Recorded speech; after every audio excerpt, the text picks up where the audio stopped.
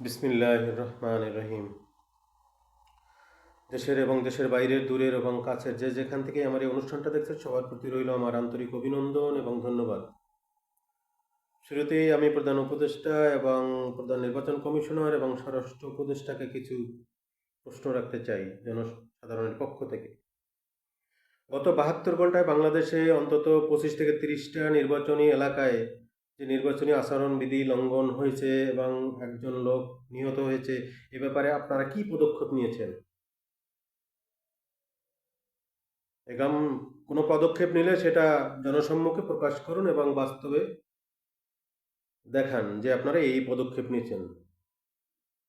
তো আপনারা নির্বাচনের আগেই যদি আপনাদের প্রশাসনিক অবস্থা এত দুর্বল থাকে, শেরপুরে দেখলাম একজন সেনা কর্মকর্তাকে সেখানে আহত করা হয়েছে, একজন জামাতের একজন সেক্রেটারি থানার তাকে নিহত করা হয়েছে।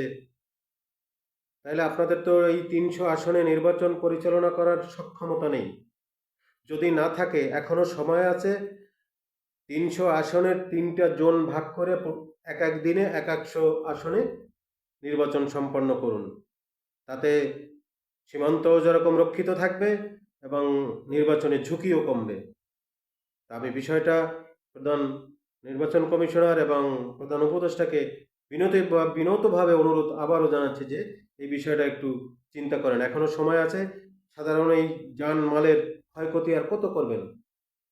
প্রধান নির্বাচন কমিশনার, আপনার তো কোনো ভূমিকাই দেখি না। আপনি শুধু একবার বলেন যে কোনো নির্বাচনী এলাকায় আচরণবিধি লঙ্ঘন করলে কোনো প্রার্থীর বিরোধী পক্ষের উপরে হামলা করলে সাথে সাথে তার আক্রমণকারী দলের প্রার্থিতা বাতিল হবে। শুধু একবার ঘোষণা করেন, সারা বাংলাদেশে কোথাও আর কোনো আক্রমণ চলবে না। একবার আপনি বলে দেখেন। আপনারা তো কিছুই করতেছেন না। না কোনো টেকনিক আপনারা জানেন, না বাস্তবে কোনো প্রশাসনের সক্ষমতা দেখাইতে সক্ষম হচ্ছেন। এভাবে ৩০০ আসনে আপনাদের দ্বারা নির্বাচন করা সম্ভব নয়। আমার এই কথাগুলো রেকর্ড হয়ে থাকবে। আপনি আজকে যদিও জোর করে যদি আপনারা এই নির্বাচন এইভাবে করেন আর যদি জানমালের ক্ষয়ক্ষতি হয়, সমস্ত হিসাব আপনাকে একদিন দিতে হবে। 12 তারিখ গেলে তারপরে।